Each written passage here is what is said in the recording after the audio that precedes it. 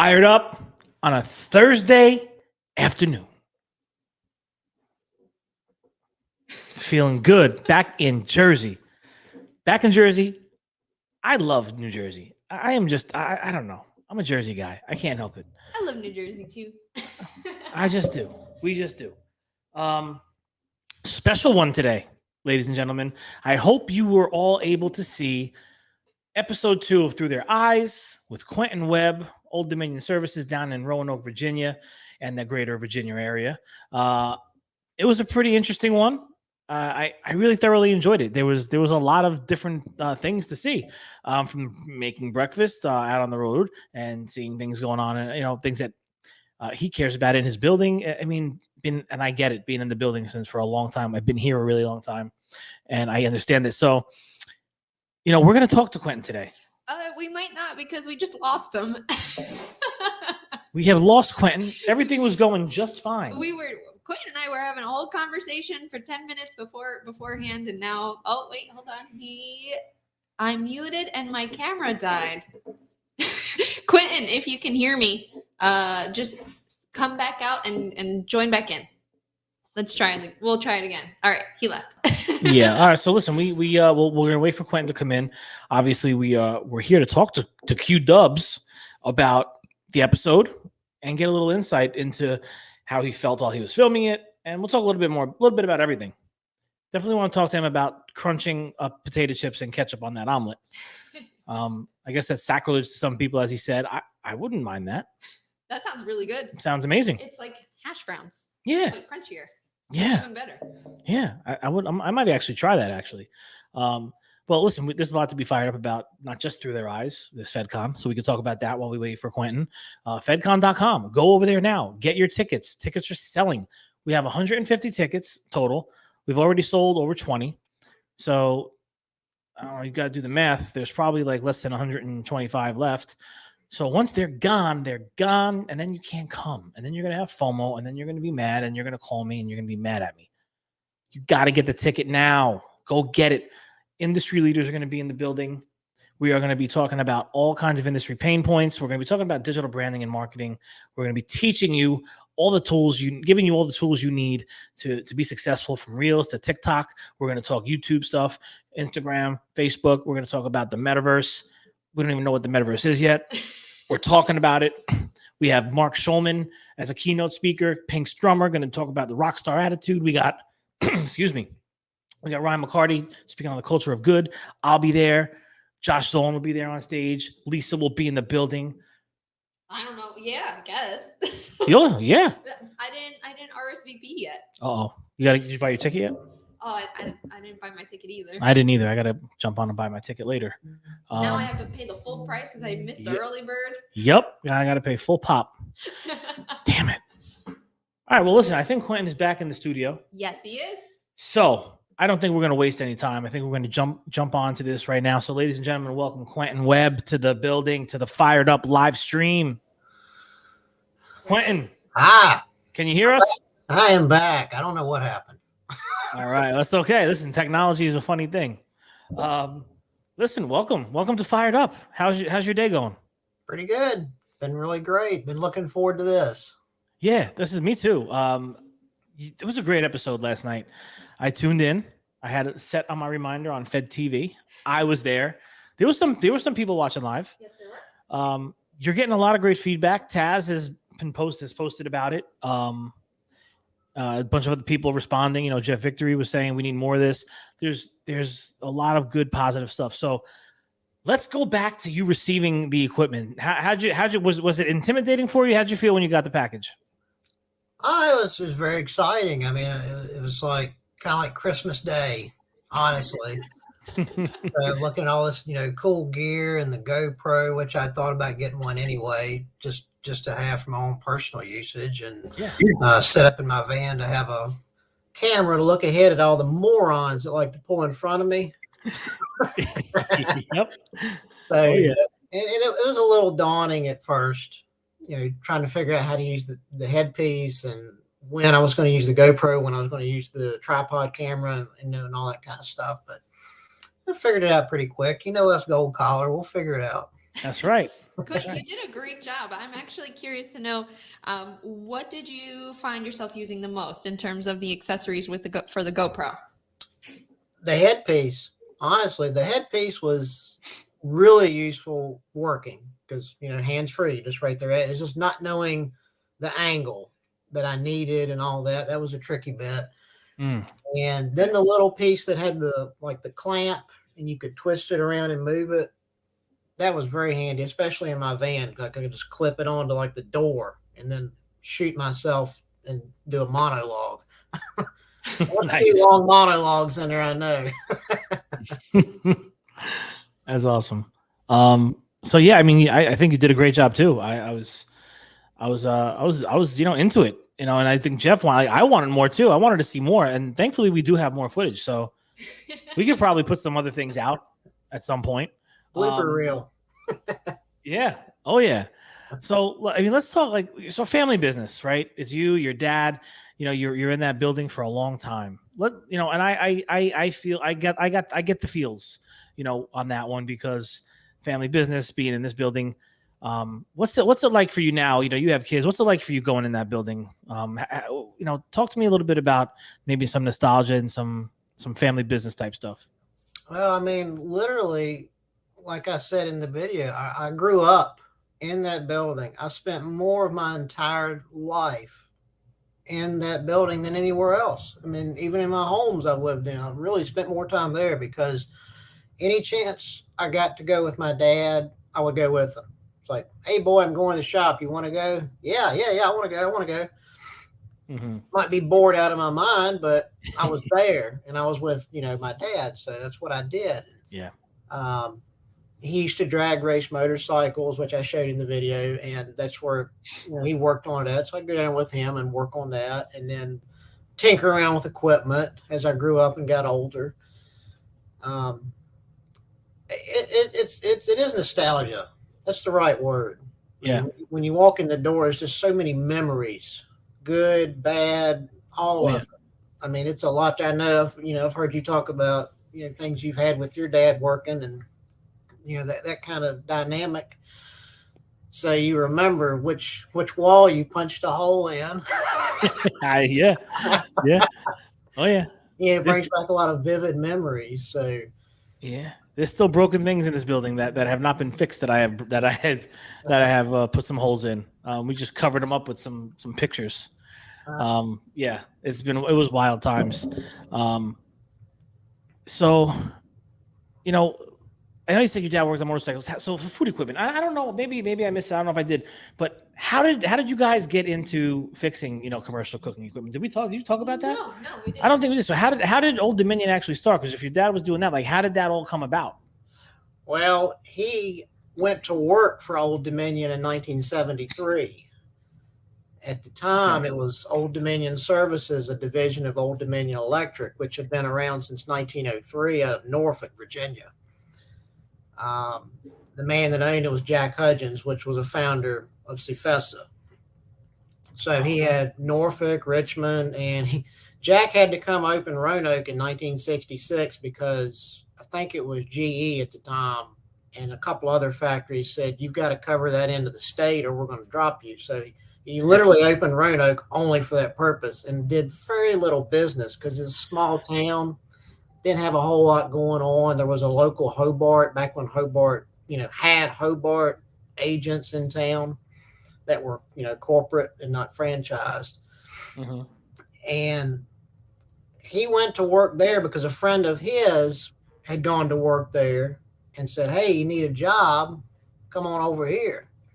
So he went to work there, and the guy that was his friend went off and became a truck driver. He did something totally different. So my dad stayed on board. And then my mom came there not long after that.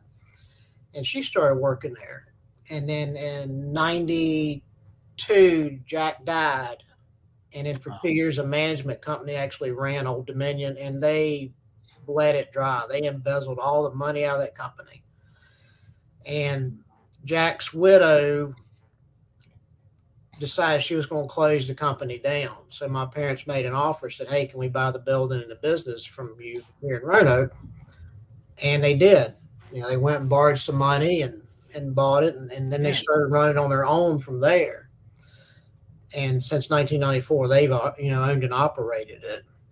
And it's a shame because I've always, speaking of nostalgia, I asked my dad, I was like, why didn't y'all get together and just buy the whole company from Miss Hudgens when y'all had the chance? And he said they tried to, but they just couldn't get everybody in agreement about how and, the meat of it to figure out how to do it. It's a shame because they were doing, Richmond and Norfolk were doing between $4 and $5 million a year. And this was in the 80s. Wow.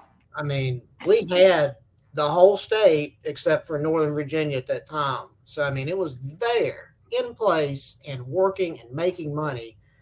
And everybody there knew how to do it. Didn't need anybody to come help. We had all the infrastructure, but sadly that was gone.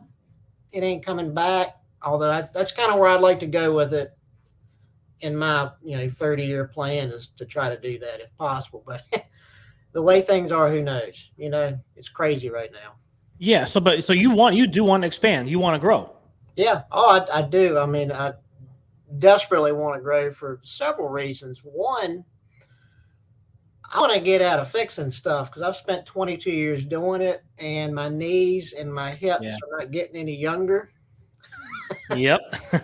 I hear it a lot. I know from the guys that are getting up there, it gets tougher. And between that and, watching you progress over the last couple of years in your journey, and I've seen what you've done, I like the position you're in. I wouldn't want to be in your position because I don't think I could handle that much. It's too much. You're like juggling flaming chainsaws every day. You're the man as far as I'm concerned. Well, thank you. So, I appreciate you. But I would like to get into managing my business, running it instead of it running me, because that's what it is now. It runs me. I don't run it. And I would like to get into more consulting and specifying and selling. I mean, I have a dealer in town I work with for 20 years, and it's actually a small business. His father just passed away last year, and so I work with the son. Okay. And we're trying to kind of work together, but as separate entities. We're not going to marry or merge or tie the knots together. We're going to keep it separate. Sure. But, we fix equipment. He sells equipment. I'm like, look, I can go specify, measure, basically be a manufacturer's rep, a service agent, and a dealer all in one little group. I mean, the industry's about consolidation. That's where we're going. And that's where I feel like the natural progression is going to lead for service companies, and dealers are going to end up melding together. And even reps aren't far out of being out of a job, if you think about it, because all they sell to is universities, correctionals, and school systems. Mm-hmm. They don't go talk to restaurants a whole lot. Right. They don't talk to chains a whole lot because the factories have already made their deals with them. Look, we're going to sell you this equipment package. They don't need a rep. What do they need them for? And true. I think that's where we're going with. That's where I'd like to take it in my mind. I think that's the most efficient way to do it. And I get a lot of enjoyment out of going into a kitchen, dealing with a proprietor or, whoever it may be, and just say, look, here's what you got. But haven't you thought about, let's, instead of having this piece here and this here, let's move this around. Hey, let's get the fryers away from the sensitive equipment. Like, there's a chain restaurant we did Turbo Chef warranty work for, and they had a char grill and a fryer, and then they had a set of NGOs stacked in between. I'm like, this is the worst thing you could do. A lot of heat damage, I'm sure. Yeah, I mean, it was a nightmare. Yeah. But that's kind of where I'd like to go with it. And, I still want to keep the service going and hire people. As it's the tale of woe right now. Anywhere is hiring. We know that. But this too shall pass. It'll eventually get better, I think. You just have to, you have to stay strong and just diligent and just keep plowing through it. Eventually it will come around. I feel confident in that. Yeah, it will. It will. And looking from, just talking and growing and having the business is running you kind of thing. And I felt that way for a long time, when I was in the service manager seat, and you have your horse blinders on and you're just focused on the day-to-day. You're doing quotes, you're involved in billing, you're talking to your techs, you're talking to the reps, the dealers, the factories, you're answering phone calls and emails. And it's just all of a sudden you look up at the clock at 6 o'clock, what really happened today. I ran my business, I guess I ran my day to day, but there's no one keeping an eye on the ball of what's next and what's coming. And I think for you, I think you definitely have to and I don't know, the landscape and what you have going on fully, but I think it would be great. I would love to see you grow. Trying to find that next technician, maybe you got to train. I don't know if you're looking to train guys, but if you are, I mean, maybe it's time to visit a school, a technical school, and grab a young guy or girl that's interested, that wants to work with their hands, and train them your way, and do one. You could do. I mean, it's slow growth, but until something else happens, why not just do something, right? Do something to move forward, and that's kind of leading me into what Through Their Eyes is also partly about, showing the next generation what is possible. Whether you start as a technician today, that doesn't mean that that's the be all end all. You might do that for a decade and say, I want to be in operations now. I want to be a service manager now. There's opportunities are endless. So if we're talking to the next generation right now, what are some of, I know we kind of talked a lot about different things already, and we might be kind of redundant, but we're still going to do it because it's important. What are we going to tell the next generation why they need to pay attention to the food equipment service industry? Well, I mean, it's kind of what I touched on just a moment ago. It's like where I want to go. There's, I wouldn't say limitless. That would be a little too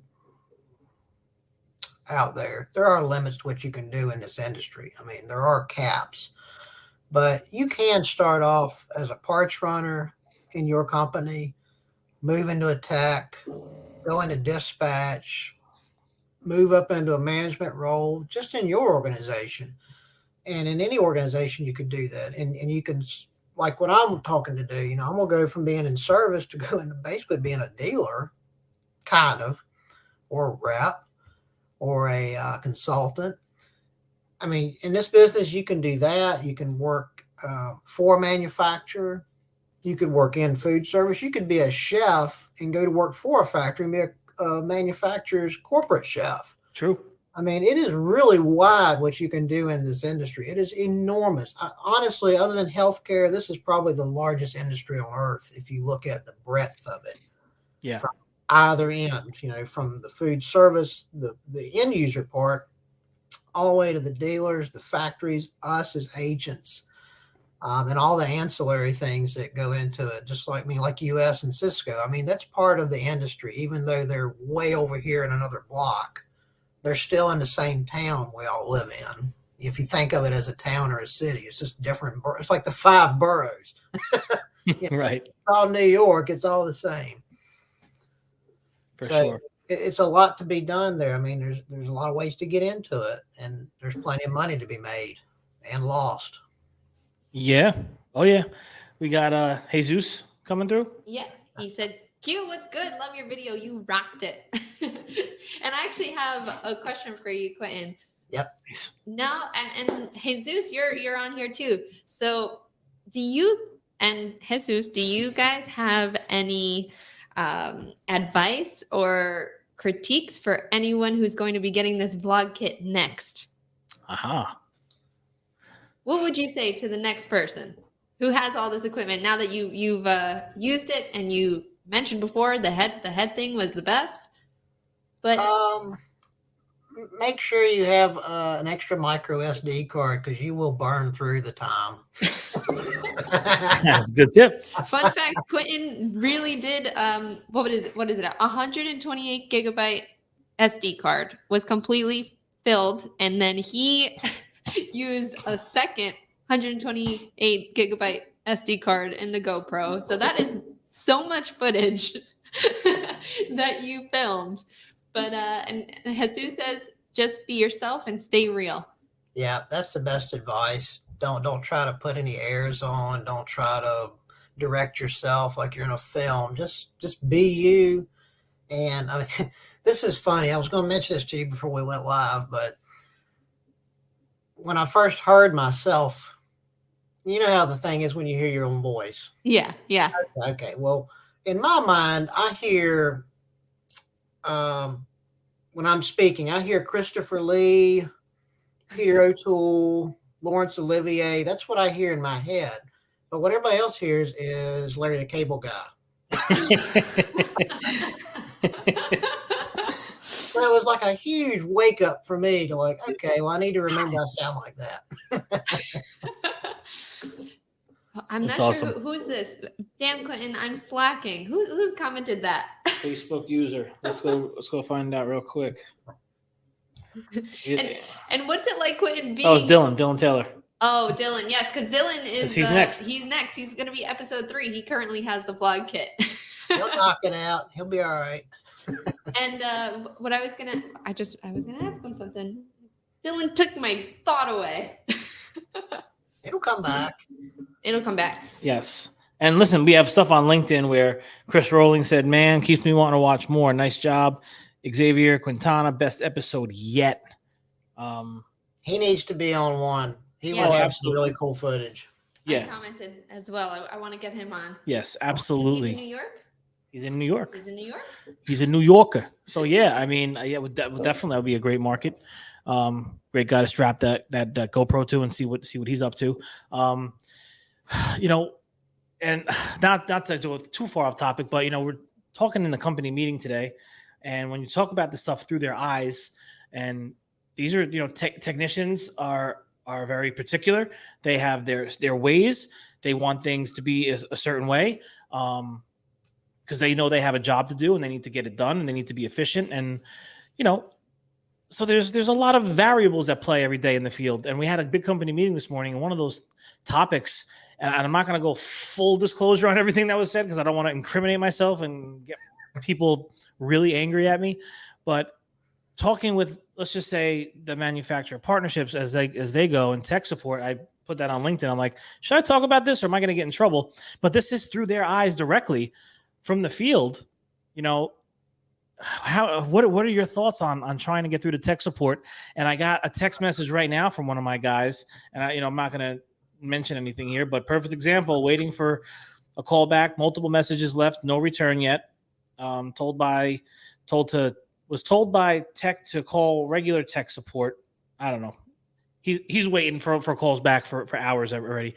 What are you seeing out there with that? Do you got 45 minutes to an hour? Yeah. Literally for 2 reasons. 1, for me to blather on about it, and 2, to stay on hold, because that's about right. Yeah, that's what I heard. You've got several problems or several causes to this issue, I think. One of them is simply, okay, you've got factories that they don't have the staff. I don't want to keep, everybody's so sick of COVID and why and blah, blah, but it's true. Some of them are just short-staffed. They're having a hard time. True. And Turbo Chef has notoriously been bad here lately about getting somebody on the phone at times. And they want you to call in, like when you finish a warranty, they want you to call it in and close it out. Yep. For us, they don't worry about it. We had a discussion and they're like, well, it's just the 2 of y'all. We know y'all take care of it. Just shoot us an email. Okay, fair enough. Them. I understand if you got 50 guys running around, it's a little different. Because I got to a point where I was calling in. I'm sitting at a Subway or wherever, and I just finished a call, and I'm sitting there in the truck, old music, waiting and waiting, and I look and I keep looking. It's like 30 minutes. I said, I'm done with this crap. I'm leaving. I'm not going to sit here all day, and I'm not going to drive down the road and have the state police pull me over and write me a ticket because I'm on my phone. Yep. So I said, it's enough of that crap. I'm just going to leave, and we'll shoot them an email. If they don't like it, tough. Right. We got all day to sit around. So, that's one problem. 2, and this might get a little touchy. So if anybody gets mad, get mad at me. Y'all can fuss at me all you want. If we don't have to name names, we won't name names. Well, if you feel you need to, I won't stop you. Well, I'm gonna name a name, but it's not gonna be for this. So you've got some factories that out of necessity or some out of necessity. So the ones that can't get enough people to do tech support. And then you've got some that have made a deal with PT Holdings. We're going to send you our parts department because it's cheaper for us to do that. And they're already cutting them probably 60, 65 points anyway. We know that. They ain't fooling nobody. How can you sell at a discount how can you sell cheaper than I bought it at? You've got to be getting it deeper than I am. Of course. So, so there's, they're sending it to that place. And so you call some factories tech support and that's who you get. Well, the problem with that is those people may not really be tech support in the sense of they know everything. You get this because you call and they'll say, well, okay, what model have you got? What's serial? Blah, blah, blah. It's like, okay. And, you ask a question. I'm having a problem with whatever. Mm-hmm. They're going through the Partstown website, pulling the manual up and looking through the troubleshooting guide that I could have pulled up anyway. So that's not entirely helpful. That's something any tech can do in the field. Usually when we call, and I speak now as a tech, the what do you call them? Their particular way they want things. And, I know what you're talking about. So now as a tech, if I'm calling you, I'm in bad shape. I've exhausted every avenue. I've called all the other guys in the company. I've tried everything I can think of. I need somebody that engineered this piece of equipment to talk to now. So talking to, and I'm not faulting the CSR that's answering the phone trying to help. That's more of like, why did you put that person in that position to start with? If they aren't trained on the equipment and they don't know it and they're just reading from a script or from the manual, well, I mean, what good is that? I mean, how are you helping anybody with that? And to that end, any factory that is going to send their tech support out like that, I think Well-Built did that. When they did kitchen care, I think they rolled that out and they had problems and they had to do it out of necessity. Mm-hmm. And I think they're pulling it back in, is what I understand. And I hope that's true. And talk about getting off topic. Thank God in heaven that Ali Group ponied up and bought Well-Built. Because honestly, if Middleby had done it, they'd have had a damn monopoly. They'd have big. All the equipment. 80% of the market in North America would have been theirs at that point. And there's nothing that, the trade commissions or anybody would have done anything about it because they could have still argued they have competition. It's not like Bell Atlantic. They didn't have a complete monopoly. Right. What I would call a practical monopoly, where what are you going to do about it? And that's kind of the same game with the parts business. It's getting to where, that company has bought so many other companies and service agents that they're kind of building that. And I've noticed that in my discount. We used to get pretty good discount from those folks, and now we send off and get quotes, and they're sending me stuff that's just asinine, like $10 off a $200 part. Right. Like, are you kidding me? No, I'm not going to do that. I mean, it's just crazy to do that, and I fear. That's my fear for that whole situation is that they are going to eventually get to a point where they have everybody by the short and curlies. And just turn around and they're going to be able to charge you what they want. And that kind of goes back to the factories making those deals.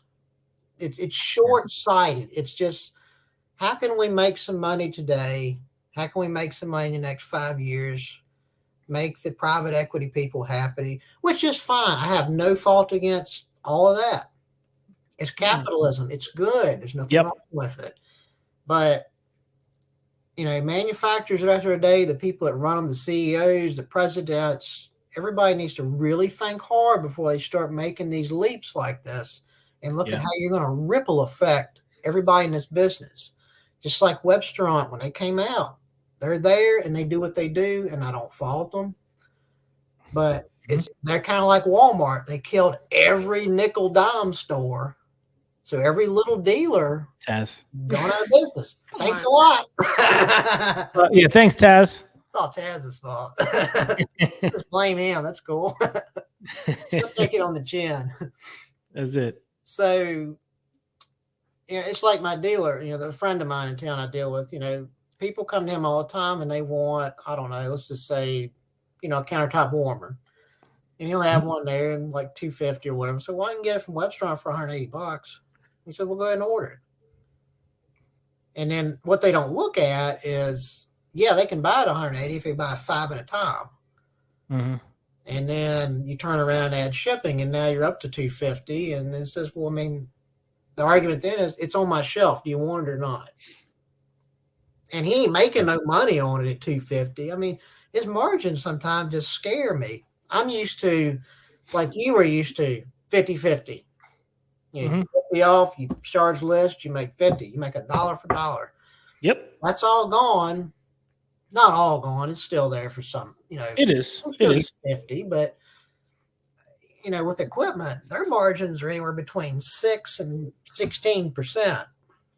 very small margin. A lot of that money's coming on the back end, I believe, from like rebates and different things. Well, and that's only if you're big enough to move that much every year. Oh yeah, if exactly. You're a little dealer and you sell like Hatco. I think Hatco wanted $25,000 in net to get a discount, a better discount, and he's like, I don't sell that much on net in a year. Yeah, we had the same thing with TNS. They cut our discount back because we had to sell like, I can't remember what the number was. We didn't cross it. So we got cut from 50 to 40, 46.2 or some crazy number. And I'm thinking, how did 4% kill y'all selling to us anyway? Couldn't we just kept that margin so we could be competitive? It's funny. You get punished for not selling enough by cutting your discount to where you can't sell enough. If you don't get a deep discount, you can't be competitive. So then you're going to naturally fall off the face of the earth at some point.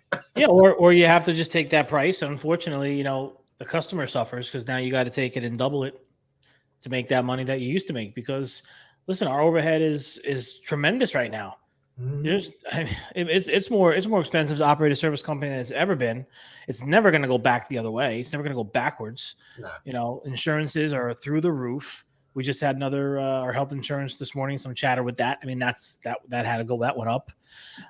Everything's going up. It's going to go up and up and up and up. So yeah, I mean, we have to do to protect our businesses. At the end of the day, we're all business owners, independent business owners, and we have to do what's right for our business. I mean, I don't see what's you know, why that would ever be, you know, horrible to think by anybody. You got to look out for your family. Or held against us, right? Yeah, your employees, like I said yesterday in that comment, you know, you've got 3 customers: your employees, and your end users.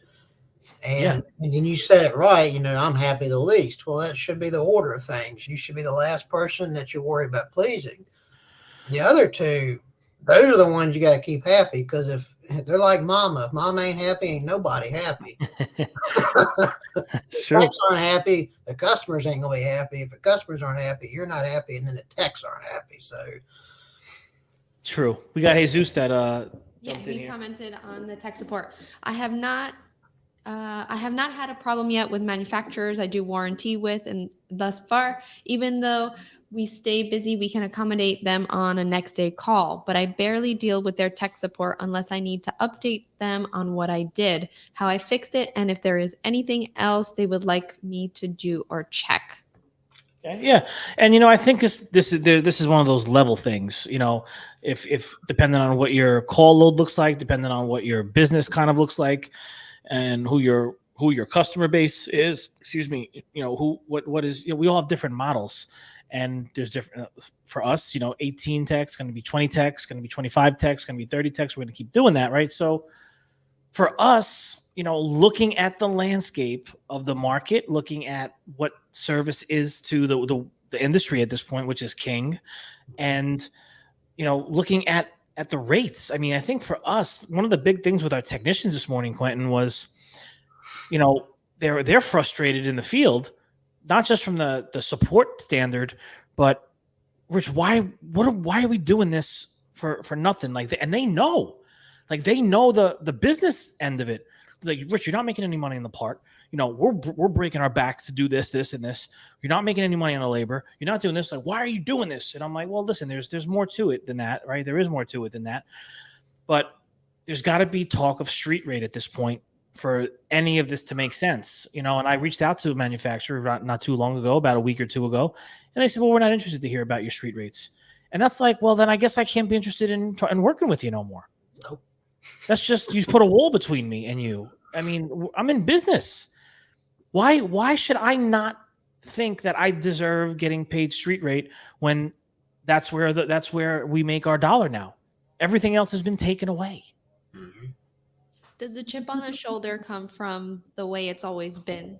mentality. Oh, I think you're. Yeah, I think you're on the nail. Right? You're hitting the nail on the head there. I mean, it's there's a lot of this is the way it's always been, and this is the way status quo, and it's just the kiss of death for any business or for any industry or for anyone to think that the way it's always been is going to be what takes you to the promised land of success. It's just not. And listen, I'm not angry about it. I'm gonna maneuver, and I'm not gonna complain about it. I'm gonna talk about it because these are the issues that are going on. But this is by no means complaining. Like, to each their own. If it's not a good fit, then it's not a good fit, and that's okay. I wish everybody well. I wish everybody success. I have a job, and that job is to make sure that this company stays profitable for the people that wear the logo every day and come in and say, Rich, I'm going to work hard for this company, for you, because I want to be successful. I want my family to have. I want you to win. I want me to win. And that's what it's all about. And we can't do that if the conversations are dead. We're not talking about it. We don't want to hear about it. All right, well, listen, have a nice day. You don't pay my bills here. Especially with that attitude. I mean, we're never going to find common ground. And I'm open to talk. There's no be all end all. There's always a negotiation. So anyway, we could probably talk about this for a long time. Well, I was going to say, they don't want to talk about it. Well, I mean, if they want to go back to the way it was, that's fine. I'm good with that. Let's go back to service companies get 50%. We're the parts distributor. We have our protected territories that nobody's going to screw with. We can go right back to all that and everything be hunky-dory. Sure. No problem. We can go back to discounted labor rates, but I want to make my 50% on parts. And I don't want nobody else making it but me. If that ain't going to be the case, then you're going to pay it This is something I've learned to say lately. You're going to pay for it somewhere. And I tell that to customers that go buy shoddy, cheap equipment and then complain in 6 months when they have to throw it in the dumpster. And I already told them, said, don't buy that. You're throwing your money away. You're going to pay for it somewhere. You either buy the $3,000 grill or you buy the $800 grill and you throw it away 4 times. You take your pick. So like labor rates, I mean, we're cheap down here. I mean, we charge $90 an hour and 65 cents a mile, which we came up to. We were at 75 for 10 years. Oh, man. And then I think 2 or 3 years ago, I said, we need to go up. We're way behind everybody else. Yeah. I mean, our street rate, we just bumped it up actually not too long ago. It's 135 an hour here. Right. And in your market, that's probably on the fair end of fair, to be honest. Yeah. So, yeah. Oh, absolutely. And I'm thinking the first of the year, if gas prices stay where they are and everything, if the inflation stays where it's on the track that I feel like it's going to stay on, I think we're going to have to go up first of the year because 90 is not going to cut it anymore. No. And listen, it's whatever you got to do for your business. That is what's most important. Nobody else can dictate that to you. And, to talk about some of the stuff too, as well, they want people want 4-hour response times. They want 24-hour response times. They want you stocking $20,000-$30,000 of parts. I have no idea if I'm going to get a service call for this stuff after the warranty. And then I'm going to lose all that money because no one's going to take it back because, that's part of the deal. But you want to pay me $70 or $80 an hour to do it. You want premium service, premium everything, but you want the discount. It just doesn't add up. And well, we give you a parts discount, and not for nothing. There's this little thing called the internet. People are doing it every day. There's other ways, and I think that these needs to be talked about. And I'm trying to give insight to whoever's watching to understand and pay attention to what's happening across the nation, because service companies are coming around to, it's time for street rate. It's time for us to strengthen the partnership in a different way. And, you want us to be there for you? Hell yeah, we want to be there for you. But we don't want to do it at a discount or a loss, because a lot of times that's basically what it is. Yeah, it is. And a way you can liken it to folks is turn around and say, look, it's like the car wash. When you go to the car wash, you get the $8 wash, the $12 wash, and the $20 wash. Do you want the one to just knock some of the dirt off, or do you want the one to get your car clean? You pick. Right. Jesus is back. I'm bringing in this comment. Discounts for companies like mine are rare, and we have to work with it. Sad that it's all about the numbers, but like Rich said, you have to worry about your company. We do, and I didn't create this. I'm in the industry and I'm living in it, and I'm going with the punches. I'm rolling with them. I'm going with the flow, and yeah, Jesus, you're running your company. Quentin, you're running your company. I'm here running the company. The numbers have to make sense. If you plan on growing and you plan on building your business, if you are not running 30-40% margins on these calls and you're at 5%, 6%, 7% or worse, you're in big trouble for sustainability. I'm just going to tell you that right now. You can't grow with those small margins. No. So yeah, I mean, that's the business end of it. And we want to help. There's nothing we want to do more than to tackle calls and help customers and get things done for our partners. But man, we got to have an honest conversation, and that's really what it is. It's not about hurting anybody, and there's going to be negotiations, and I'm okay with that. We can negotiate. It doesn't have to be what I say. I'm saying over here it can't be a dictatorship. I'm not trying to dictate either, but I'm telling you I think it needs to. There's a discussion of what fair market price is moving forward. Flat rates got to go. Swing in for free got to go. No, I can't do it no more. These technicians here, if you saw the salaries in this market, half of you across the country would fall off your chairs. Well, Jesus actually added to his comment. He said that in our market here, that's competitive. When I worked in New York, most companies were at 200 hour or more. And that's what it is. And that's what I'm finding, especially in New York. It's $300-$400 to walk through your door. Yes, it's that. And it's expensive to run a service company in this market. And in other industries too, people don't think about. Like I got friends in the elevator trade, they get $450, $500 an hour. That's their billing rate. Wow. Who else are you going to call? Yeah. And for us in this industry, are there other options for anyone to get? There's options out there, and I just talked to Dan Deibler about this, and I talked to Dan Deibler a lot over the past couple of years, and listen to a lot of the things that he does, and he's a profitable guy. He makes money. That's what we all want, and congratulations to him for his big move. But he's of that mindset. Like, listen, if you got to walk away from any partnership, whether it's a customer, manufacturer, whatever you want to call it, if you're making 5% or losing 5%, why are you still taking the call? Let the guy that's an hour down the road drive in and take that loss, because two things are happening. That company, unfortunately, is taking a loss, and they're probably not doing a great job for them because they have no training and they know nothing about it. Yep. There's so many different variables. You want premium, you want quality, you want Safesa certified companies, Safesa certified techs, manufacturer trained techs. You pay for it, and you're going to be happy at the end of the day you did. Another mic drop.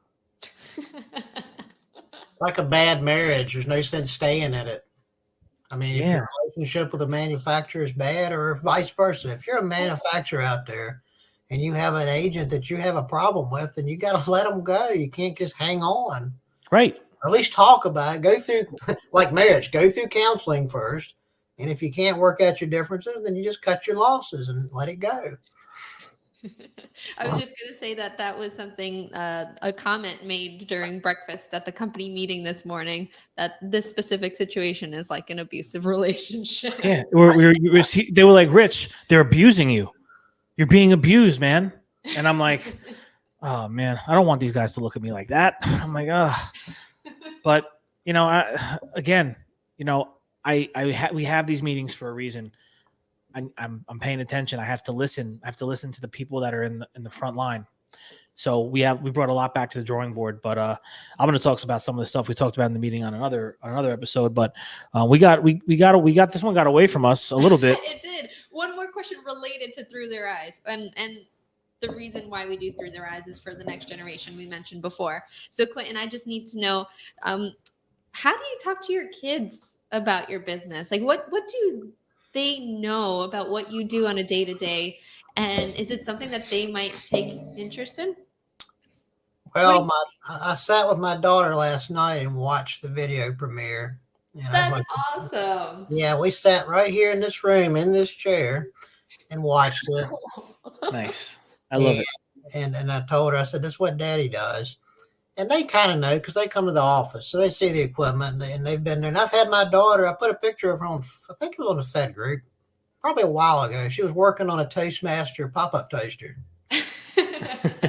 So I'm not going to push them into it. I'm not going to be that dad. I'm not going to say, You know, you're going to come run the family business. I'm going to give them the option. If they want it, it's there. If they don't, then they do whatever they want as they grow up, which, I mean, my daughter's 6, my son's going to be 5 next February. So I've got a little time.